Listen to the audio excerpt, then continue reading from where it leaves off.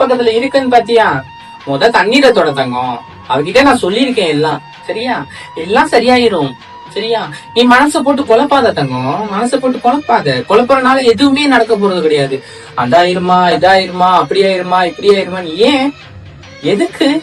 வேண்டாம் தங்கம், மனசை போட்டு குழப்பாத. சரியா? அவ இருக்கா உனக்கு.